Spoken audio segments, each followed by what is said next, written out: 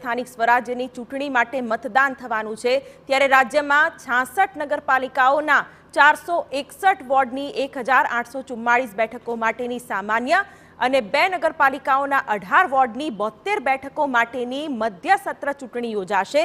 Junagadh municipal કોર્પોરેશનના 15 વોર્ડની 60 બેઠકો માટેની સામાન્ય ચૂંટણી માટે મતદાન થશે તો મતદાન માટે ચૂંટણી પંચે તમામ તૈયારીઓ પણ પૂર્ણ કરી લીધી છે।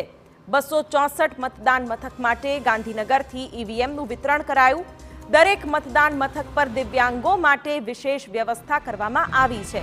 અમદાવાદના ઘાટલોડિયામાં પેટા ચૂંટણી માટે તૈયારીઓને આખરી ઓપ અપાયો છે તો બીજી તરફ ઈવીએમ જ્યાં મુકાયા છે ત્યાં પણ પોલીસનો ચુસ્ત બંદોબસ્ત ગોઠવી દેવામાં આવ્યો છે તો સુરતમાં મતદાન પહેલા લોખંડી પોલીસ સુરક્ષા ગોઠવાઈ છે।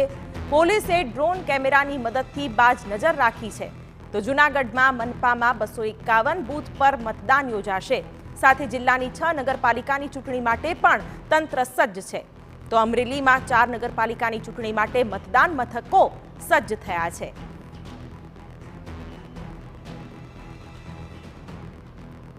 રાજ્યમાં આવતીકાલે સ્થાનિક સ્વરાજ્યની સંસ્થાઓ માટે ચૂંટણી માટે મતદાન થશે ત્યારે તેના માટે તંત્રએ તમામ તૈયારીઓ કરી લીધી છે।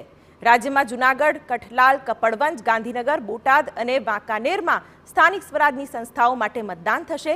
આવતીકાલે રવિવારે સવારના 7 થી સાંજના 6 વાગ્યા સુધી ઈવીએમ દ્વારા મતદાન કરાશે જ્યારે 18મી ફેબ્રુઆરી 2025ના રોજ મતગણતરી હાથ ધરાશે અને 21મી ફેબ્રુઆરીએ સમગ્ર ચૂંટણી પ્રક્રિયા પૂર્ણ થશે।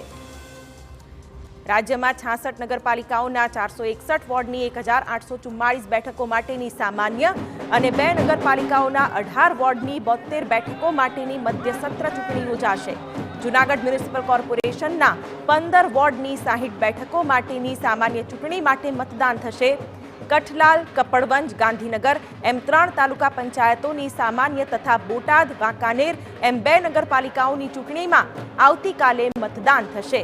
આ ઉપરાંત સ્થાનિક સ્વરાજ્યની સંસ્થાઓની ખાલી પડેલી મહાનગરપાલિકાઓની 3 બેઠકો, નગરપાલિકાઓની 21 બેઠકો, જિલ્લા પંચાયતોની 9 બેઠકો તથા તાલુકા પંચાયતોની 91 બેઠકોની પેટા ચૂંટણીઓ માટે મતદાન થશે।